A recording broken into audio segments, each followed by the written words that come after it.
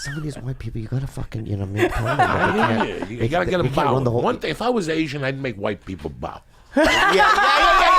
For one thing, fuck you. That's true. People New thing. I love that everybody thinks Bruce Lee's tough. Bruce Lee wasn't about being tough. Yeah. Bruce Lee was a light to immigrants. Before 1960 everybody that was any other color but white, you walked around like in the shadows. You walked around like Harvey Weinstein in the shadows. Yeah. After Bruce Lee came, he opened up the door to immigrants. Immigrants had a voice, especially fucking Asians. Yeah. Asians were like, fuck with me now, motherfucker. I got an uncle who's got stars. You know what I'm saying? I'll fuck your world up. Yeah. Asians had a way. That's what Bruce Lee was. Yeah. Bruce Lee was a hope for people. Black people went crazy. How many black people do you ever see that think they're Chinese? You ever see those? Yeah, of course. They eat rice with chopsticks and shit and wear the It's shoes. infused into the hip hop too. In New York, they fucked them up. Those black people got fucked up by kung fu movies. Yeah. If you grew up in the early 70s, the Asian, you loved, bro, my mother took me to a Santeria dude because I kept saying I'm moving to Asia. I had the shoes, I had the white shirt with the buttons. I would go to Chinatown. Oh, dog, I had the white shirt with the blue or black. With the shoes, the high cut. I used to fucking burn incense in my room. And my mom with a bowl of rice. All I want is rice. You can't eat rice. You can't eat rice all day. You gotta eat meat. Yeah. And I would say, I'm eating rice. Show me a fat fucking Chinaman. And she would look at me, you're right. I've never seen a fat Chinese guy, just Buddha. That's it. Yeah, except for Buddha, yeah. Animal practice? Yeah, and that monkey show that was on. Monkey show, show, the monkey show was on, yeah. I was on a monkey show, and the monkey... He's at about 400 milligrams of THC, so... Dude, you can't choose who you work with. When you show up and they go, there's a monkey on it, you got to go, you can't go, I don't want to do it. And there was there was one scene where literally it's close up on my face in the back of the monkey's face. And I did a take that was perfect. And they go, the monkey moved its head. I go, fuck monkey. You stupid fucking monkey. They're impossible to work with. One time I turned around, it was literally going, it was touching its little vagina. Going, did it smell? I don't know if it's not the vagina. The fucking monkeys stink. Like when the monkey came in the room. Yeah. It smelled like a horse came in. It's also like a hot chick, right? So as soon as a monkey walks in, it's like all the attention goes toward the monkey. So you're like, fuck me, I gotta get off this fucking thing. This is not gonna work for me. You did a movie with a dog. Is it harder with a dog? It's fucking just unpredictable. But now these guys that I do these movies with have it to a science because it's 6 movies we've done. So now they know exactly how to cut. And the first 2 I did with a fucking dog, I love the dog. Lana, she's great. She's a great dog. She's still around. Gary Valentine has her little puppy sister. The problem is that they can't be on the set for long hours. You have to pay for an animal person to come out, and you have to take a break every 45 minutes to get oxygen and for his eyeballs to adjust. And it's fucking crazy. So we had a full-blown animal clinic. We had to have stables and veterinarians because PETA was gonna fuck us. So they get really. There's a lot of rules, man, when it comes to animals. You gotta have a body double for the monkey.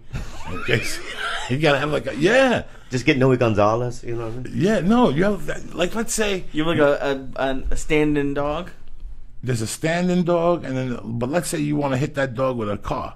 What do you think you do? You got to get a fucking a dog to lay down. They shoot it before the car hits it, and then they pull it back. Now they get the fucking dummy dog and they put it underneath. He's a dead dog. It's like a stuffed dog. Okay, you mean like a stuffed animal? Right, You know what I mean? They show it. They go to the shelter and pick up a stray. Right. But sometimes, if you watch a movie, they just use a shitty dead animal, like a stuffed animal. A kid could tell that's a fake. Yeah. So it's tough to shoot with an animal. It's very tough to shoot with kids. Yeah. I heard kids are tough too because they gotta go to school. Every fucking set I've been on that's had kids, the school teachers, they're all fucked up. They're all fucked up. What do you mean? And they're always men, and they're all fucked up. Like the one guy I met has his eyes are too spread apart. He was a white. He was a white dude.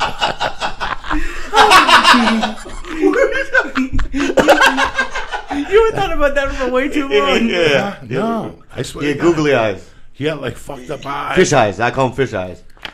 Like that comic Mark Ellis, he's got googly eyes. Right, but I the can't even one look we at his saw, the one we saw last week for the dog movie was the worst. He was like an old guy with like a hat, and every time he'd sit down at craft service, people would just get up and walk away.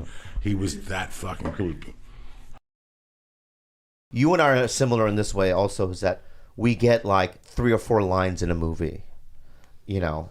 Like I remember like I watched that movie Taxi, not Taxi Driver, but the Jimmy Fallon Queen Latifah Queen one. Latifah one. Right. Oh, You're in that movie. Yeah. Right. Yeah. And I remember watching the movie going, the only thing I remember is Joey Diaz being in it. He's so funny. Or Spider-Man. Yeah. You remember Spider-Man? Yeah. The first one? Yeah, the You were in second that. one. The second one, I mean. You were in that. 14 days, one line. 2 weeks. Those are the good old days. Yeah. Overtime. Yeah. Drinking pomegranate juice, smoking dope in my green room and shit. Yeah. Oh yeah, 2 weeks, Damn. one line. Joey, you're too big to be hanging out in the train. Go to the, Yeah. go to the green room. When I booked it, it was 1 day. Yeah. And then they called me in June. They go to wardrobe. And when I went to wardrobe, they're like, you start working next week. I'm like, what are you talking about? I got July 31st. They're like, nah.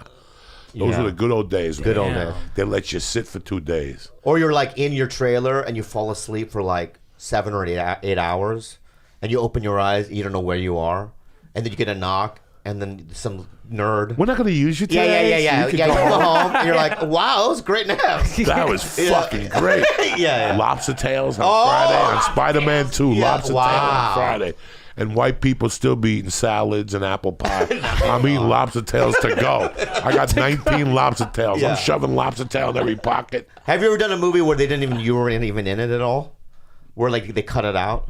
I think I just did that. I did that movie about Howard Hughes, and I played a gangster. But I was in my trailer when they called, and the 2 gangsters sat in the booth. So I sat across from Alec Baldwin, Yeah. and I think they cut it out because nobody said nothing to me that they saw me in the movie. I got a check. It's so funny how I get Yeah. residual checks from movies I'm not even in. Yeah. Wow. Like I get checks for some reason, but then I get my checks too, and I cash them all the same. I did that movie Paul. I know I'm in the director's cut or whatever, but in the original cut, I remember like driving away from that scene and going, "Wow, that was really good. I made everyone laugh." You know what I mean? And you get really pumped up, Yeah. and you tell people about it. I'm in that new Simon Pegg movie, yeah. right?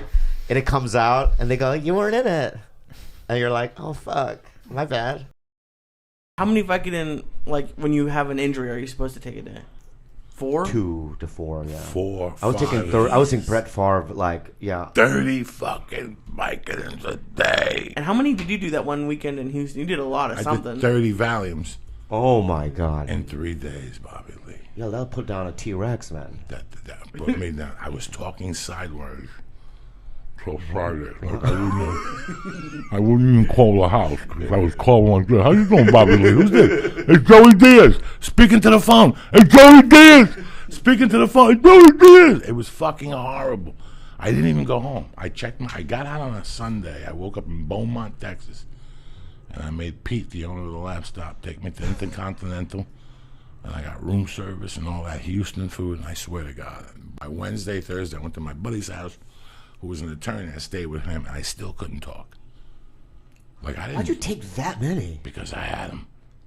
Ah, you had them. Do you follow me? Yeah, I I went get to it, Houston. yeah. I got to Beaumont on a Thursday, and I asked. Because normal people would maybe give them out, but no, you have to take it.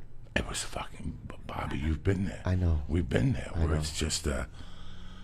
I went down there to get blow in Beaumont. I was doing the weekend at Beaumont, and I went to get powder, and there was no powder. But I go, what does the guy have? And he goes, he got Valium. You know what? I don't like Valium, but give me 30 of them. You know, because I knew in those days, I knew a couple comics who liked them. Yeah. Again, They're the best. you buy them for your comic friends. You know, even if I took 5, I'd still give away 20, and I keep 5 at the house for those nights when I got dead dick, and I want to get my dick or whatever. You know.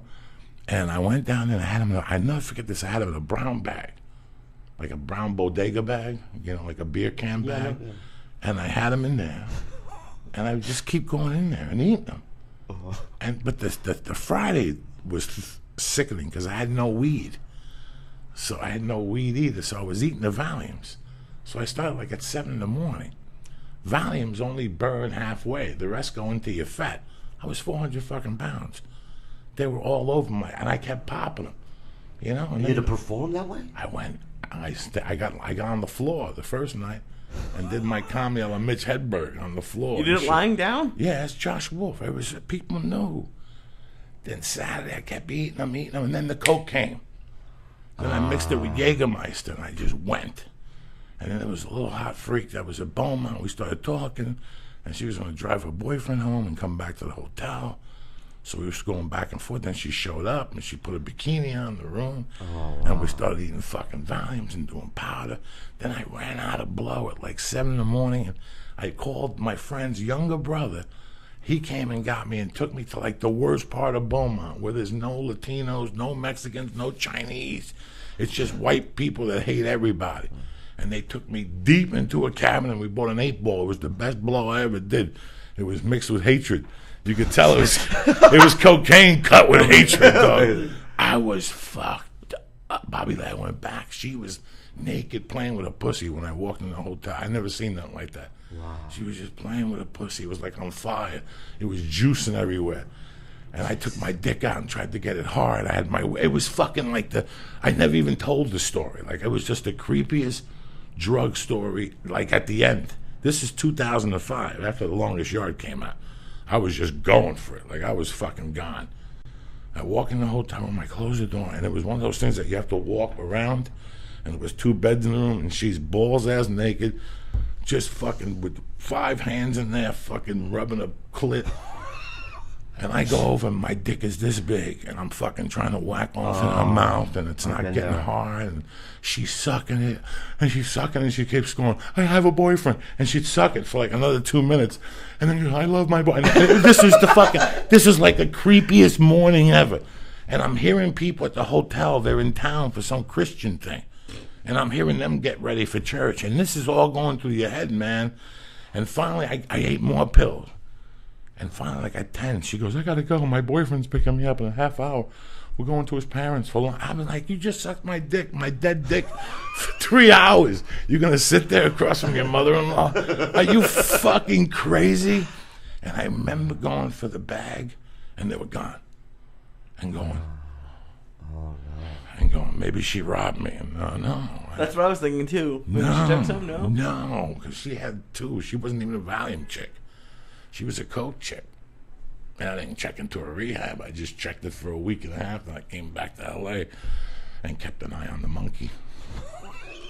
Got to keep an eye on the monkey. When you're at that point, you got to keep an eye on the monkey, because you might OD. You're fresh to OD. You know what I'm saying? As long as you know this going in, though. My shit was straight up robberies. It's amazing you're not dead. It is. Is it not? I almost died a few times. I almost died in Beaumont, Texas. Can you imagine that? I did comedy in Beaumont, Texas after The Longest Yard. Yeah. And I went down there on fire. You know what it is to be on fire. Remember when you went on the road to get high? Yeah. I've done that. Yeah. There's a time when you go on the road to get fucking high. You call the guy, the doorman at the club. Yeah. He got a cousin who's fucked up. And you call him like on Tuesday. Yeah. I'm coming tomorrow and I don't want no slip-ups. Yeah. And as soon as you get to the club, they give you a draw, and you just bang out that drug deal, and he's good for like, I used to go on the road for drugs. I used to go on the road to fuck. I mean, I believe it. Yeah, I believe it. Yeah, of course. When Paulie would go, dude, like, I didn't open for Paulie for the money. Yeah. He's like, dude, come on, let's do the route, right? I'd be like, yeah, pussy. Yeah, and then you would go, and there's no offense to Paulie and his fans, but at that time, they were easily manipulated. Manipulate. You can manipulate them easily. Oh, I was there with Joe Rogan with Fear Factor. I had women say to me, look me in the face and go, I'll do anything to meet Joe Rogan. Yeah. What's the story? You playing the flute? No, and then I would give him like a code. You want to play the flute? And they would go, yeah, I play the flute. Okay, play that fucking flute. Yeah. And they'd play the flute. Yeah. And then that's why I got banned from the Tempe Improv the first time. Oh. I brought some freak up there, right? Some freak sucked dick, and then she started sucking everybody's dick. and she eventually sucked a busboy that was 17. You know how that at the Improv they have those young guys. Yeah. She blew some 17-year-old. He lost his fucking mind. Yeah. The next day, what's his name? Danny Murr. Yeah. Imagine me the guy that didn't get his dick sucked. She sucked everybody's Right, dick. like get Bobby, and then I'd be like, nah. Like she sucked my dick. I took her upstairs and I just left her there. Like she took her tits out in the old green room, started playing with a pussy. I'm like, I'll be right back. I go, get the fuck out of here. I just left her there, and they found her like passed out. Yeah, and that's why Danny Murr was mad at me because she blew a 17-year-old busboy that night. Like that the kid. Danny Murr though, huh? Yeah, Danny Murr. God rest his soul. He's but dead. He was a creepy motherfucker. Yeah. Danny Murr died. Yeah, about 2 years ago, man. Well, I thought Mark Anderson died. Mark Anderson killed himself, but Danny Murr died too. Danny Murr went to Chicago. He was sick. He was ill after that. Oh man, he died. I didn't know that. I feel bad. Yeah. That sucks. What are you gonna do? What are you gonna do? The comedy game is a deadly motherfucker. Do you remember Warlock? You used to hang out with Pauly? Yes, I do. So I was on a tour bus with Pauly. Warlock looks like a warlock, right? He's got skinny arms. Is he still in San Diego? No, I think he moved to Chicago, right? But he's just like kind of, you know the Lord of the Rings movie, the one that was feeding the king the lies, Wormtongue. You gotta remember Wormtongue? Well, that's Warlock, okay? And Pauly goes, these 2 college kids from Columbia, girls, not kids, girls from Columbia, in Columbia, Yeah. right? They blew me, Steve Simone, a bunch of people, and then Pauly goes, what about that guy? And I saw them blow Warlock, and their faces, I will never forget. It was like eating like rotten, you know what I mean, food. Oh. They were just like, you know what I mean? Like they were gonna get sick, but they did it. And I don't know, I just liked it. Oh, okay. All right. I mean, watching it was like fun. You know what I mean? Is that mean to me? Do you ever think about the disgusting things you did on the road with people and how, like there was one that I was telling with me and Lee. I took Lee to the store with me on the way up the hill. Yeah. I was telling them from the road, like triple runs, like 91. Oh my God. 93, 95, when you're a feature act. Like the disgust that I saw, like what I saw at the Comedy Store was enough. Like I saw sexual perversion, Harvey Weinstein type shit. Yeah. Women going there on dates and sucking dick on the way to the bathroom. Like you hanging out by the woman's bathroom, like what's cracking. And next thing you know, let me give you a tour of the Comedy Store. Like how many women I saw up there. It was crazy. Especially if like Mike Young and some of these are around. You'd see a girl walk in the hallways and they disappear. And they're in the bathroom somewhere.